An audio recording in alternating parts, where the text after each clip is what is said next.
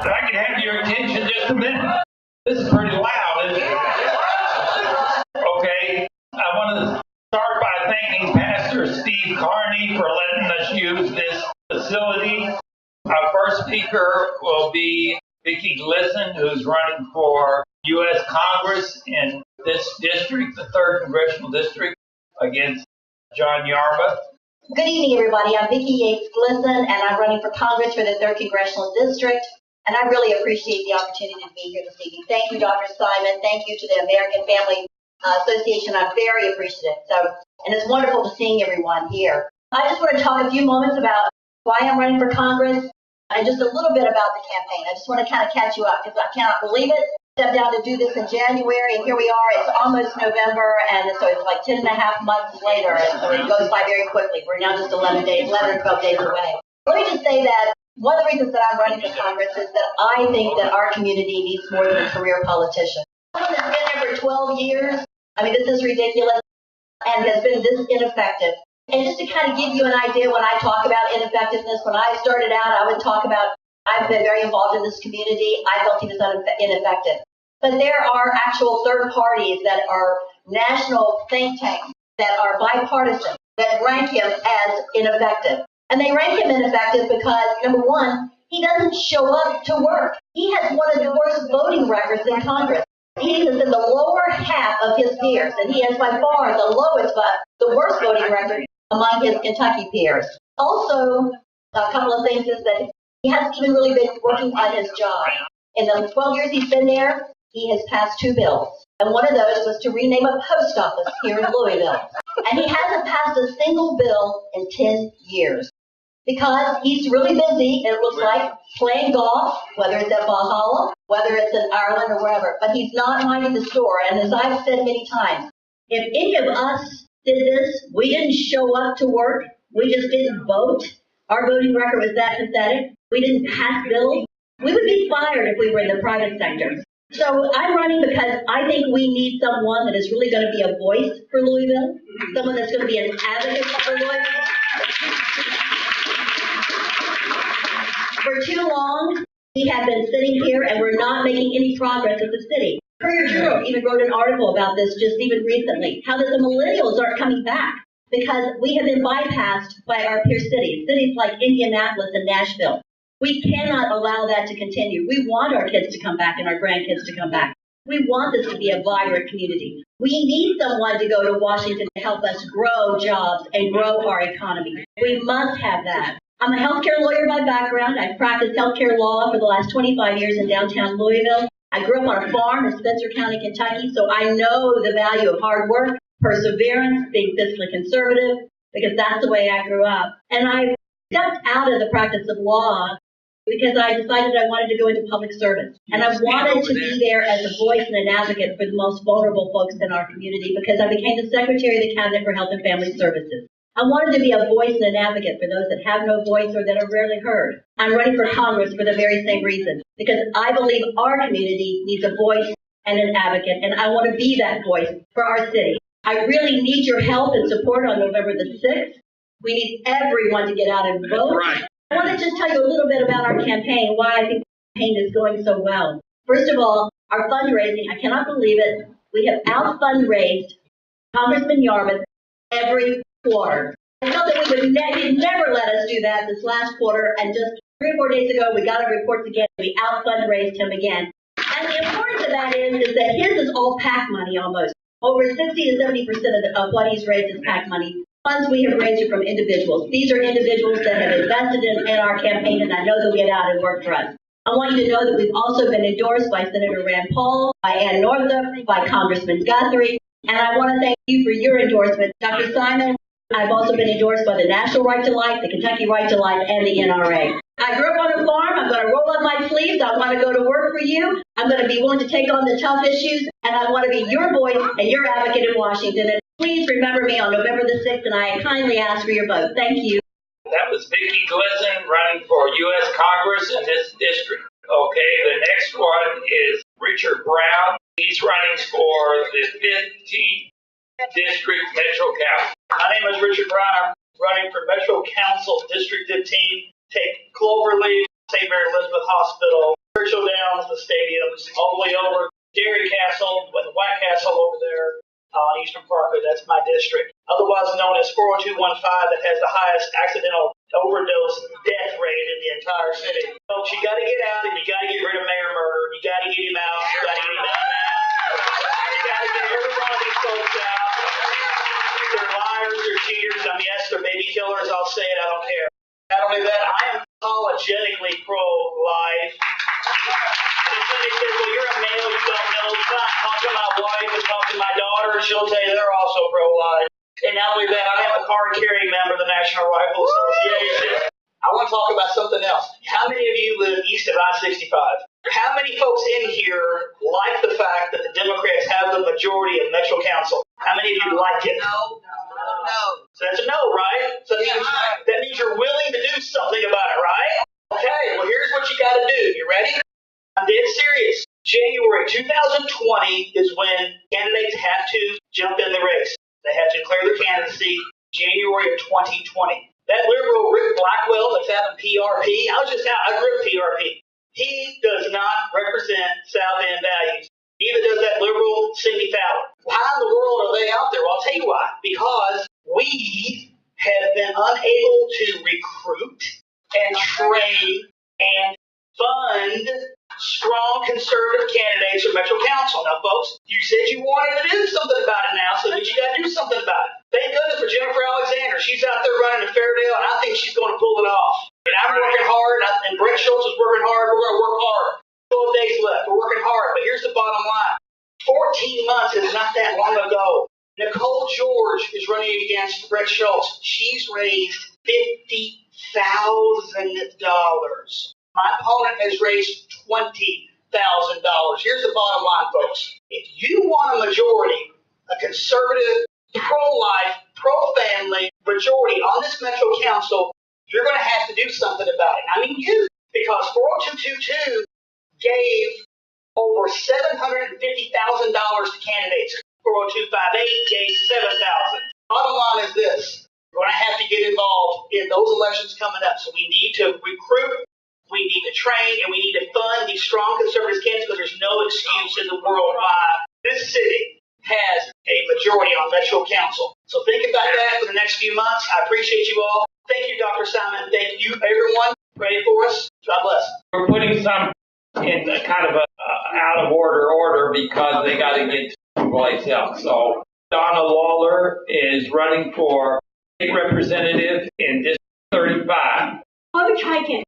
What you need is a key. You don't get it, huh? Let me try English. Okay. The point is, I am fluent in English, sign language, and Spanish. There has not been a candidate or a legislator who can communicate to constituents all over Kentucky in English or in Spanish ASL together, either or. We have an opportunity. But I need you guys to tell people in the 35th to vote for me. Now, if you look at the color, what color is it? Red. Okay, what does red mean? Republican. You could say that. I'm bleeding. And Doc has seen a lot of blood in his lifetime, I'm sure. But I'll tell you, I am bleeding for the sins of our city. Our city is going to a crossroad right now. Are y'all going to step up and empower us to win? Are you going to put your money where your mouth is? Are you going to help all those candidates that are trying to run a race? You see, I'm wearing black because I'm in mourning. The other side of the story is this. I'm retired from Bullitt County Schools. And because I am running as a Republican, and because I am from Bullitt County where I retired, and I'm retired with KEA and a member, guess what? I didn't get endorsed. Imagine that. I did get endorsed pro-life from from Right to Life. I did get endorsed from Dr. Simon and the Forum. I did get endorsed from the NRA because my husband's a member. These are important choices we have to make. If you want to have your Second Amendment rights, you better look at who you vote for. Because with what happened in the last 2 days in our county, people are running to take every gun away from you. And it is law-abiding citizens who have a right to carry a gun. But when they don't abide by the law, then we need to enforce the laws we have on the books. That's where we are. Are you ready to give the fight to the legislators? Because I'm fluent in ASL, I'm a very strong supporter of Jeff Wright's. Jeff have over 50% with unemployment, which is really a minority. Deaf or the LGBTQ, they are not hurting for jobs. Deaf are the ones who are the minority. I'll ask humbly for you to vote for me if you live in the 35th, and tell somebody who lives in the mid part of the I-65 border down to Bullitt County, the Old Baptist Hospital, need your help. Thank you very much. Donna's Lawlor is running for state representative in the 35th. Very good. Now the next person is Henry Owens, who's running for mayor as an independent, I guess. I want to say, don't we have a great bunch of candidates here tonight? Yeah. Now, Henry Owens, and mainly the reason I'm running is that it's time for diversity in our government, especially our local government. I'm 77 years old. We got to change. Amen. And our government was set up so the least among us could be involved in political process. Here are some of the things that I am proud of. One, I was one of the first children to be raised in public housing. I was in the era where many people did not have hot, cold running water. And we had outdoor toilets and pot-belly stoves. I was also one of the first graduates in the graduating class Manual High School in 1959. I enlisted in the United States Army in the ASA top secret clearance. I started one of the first methadone clinics. This is in 1967. First methadone clinic in the state of Kentucky to treat heroin addicts, and we got the same problem now. Our program at that time was called Stop Dope Now. Youngest person at that time to be elected to the Louisville Board of Aldermen, and I recommended the first black major on the Louisville Police Board. I introduced the emergency vehicles, which initiated the emergency medical services. I introduced the concept of the community government. I was laughed at that time until I've forgotten her name, but probably she fulfilled that concept that I had to introduce. I'm a graduate of Kentucky State University, and I want y'all to support me if you can. Thank you.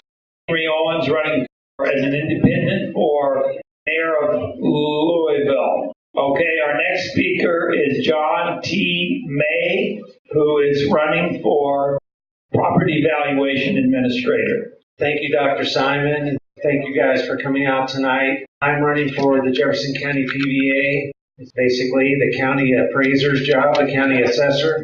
So everybody that lives in Jefferson County gets to vote for me, PVA. It's a county-wide election. My wife, Shelley, is over here, and Shelley was the past chair of the Republican Party.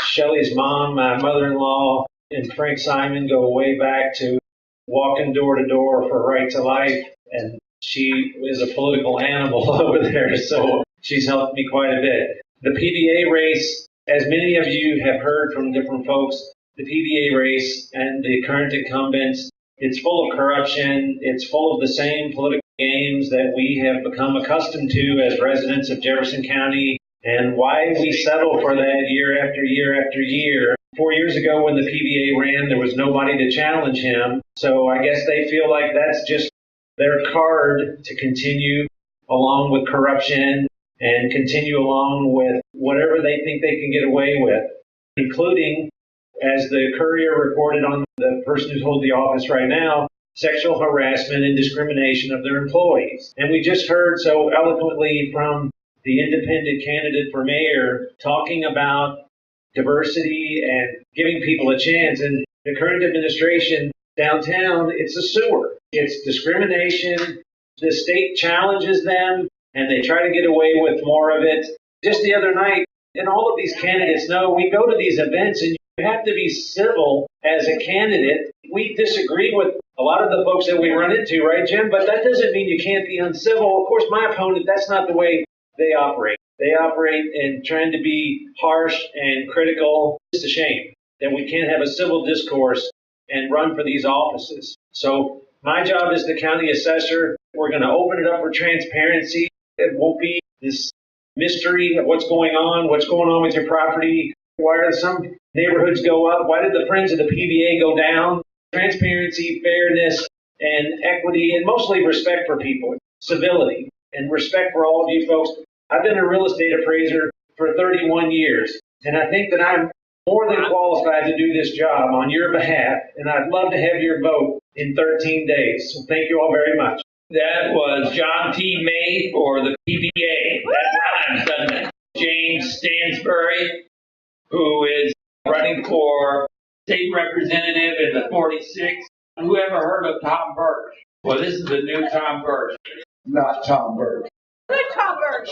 Dr. Simon, thank you for having me here tonight, for being involved citizens. My district runs from Fern Creek through Highview over to Oklahoma, and then it runs north to Fern Valley Road and south down to the Gene Snyder, and a little south of there in a couple of places. I think there's only like 2 voters there. There's a lot of reasons you should vote for me, and I could go through those, but I think I know most of you. I've seen you so many places, and you've been around so often, and I appreciate you so much.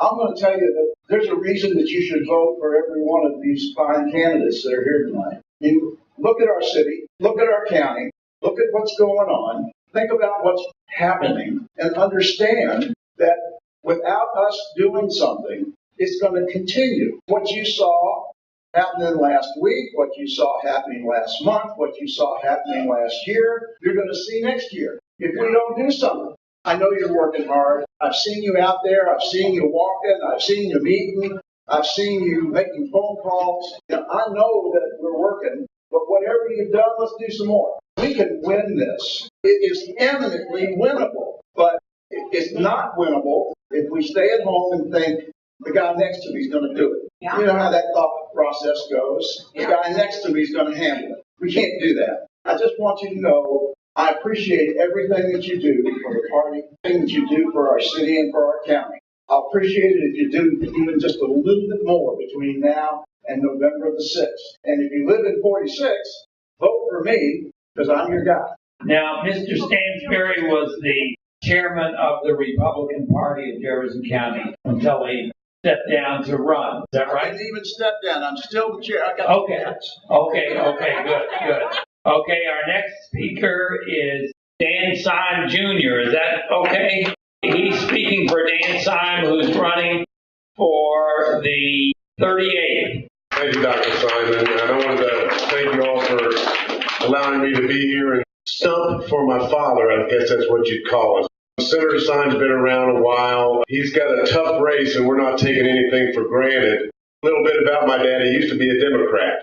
He changed parties, and he was the one that gave the Republicans control for the first time in 200 years, something like that. But the reason why Dad changed parties is because he said he could not stand with his party and argue for partial birth abortion. He just couldn't do it. And last year, in one of my father's committees, they had the Planned Parenthood in there, and they're still fighting for partial birth abortion. And we had to sit through the presentation and watch what they do to our babies. And it is despicable. It's disgusting. And the man that is running against my father, they did a questionnaire, and one of the first questions, the state lawmakers need to continue to implement common sense regulations on abortion in Kentucky. He strongly disagrees. Senator Seum, he's always fought for our babies. This guy that's running against my father is a teacher. One of the next questions was, public schools should allow students to use bathrooms and locker rooms in accordance with their chosen gender identity. He strongly agrees. He wants transgender bathrooms. This is what they're trying to bring into our Capitol. I don't want this guy teaching our kids, let alone being in the Capitol and working up laws. Another thing in this questionnaire, that he wants to have more will to teach evolution. They're doing everything they can to take the Lord out of the schools. And Dad's not going to let that happen. One thing about Dad, he's been up there and he's got the respect of his peers, and 27 of them voted him to be Majority Caucus Chairman. That's part of leadership. So in the 38th District, we do have a leader, someone in a position to effect change in Kentucky, and we need to keep him there. Seum Jr. Our next speaker is Brenda Sue Board, who's also running for the Kentucky Senate. Folks, I'm very nervous. I'm not very good at speaking in front of crowds like this, but we have been having forums in the area that I live, which is in Bullock County. But the 38th Senate District actually goes in a lot of the South Louisville area. It has part of Valley Station, part of Fairdale, part of Oklahoma, and Fern Creek. Now, what I am running for, and I'm running now as an independent. 4 years ago, I ran against Seum when he tried to get, and he had a bill, to have 7 casinos going across Kentucky. This time, I am running against Seum, but I've changed to independent, although I'm still a Christian conservative, have been, always will be, but have my name on the ballot in November, I had to change to independent. Didn't like it, but that's what I did. So you'll see my name on the ballot in November, on November the 6th. This time I'm running because he has a bill, but he spoke about it on TV, and you may have heard him. He wanted to legalize adult use of marijuana. I am not for that. And I said, if somebody else doesn't step up and run against him, I'll do it again. And here I am. I do not want somebody in there running and voting and saying they're speaking for me when I do not want legalization of adult use of marijuana. I've answered surveys just as Seum Jr.'s father did, Seum. He didn't mention the answers that I had on that. I am not for abortions.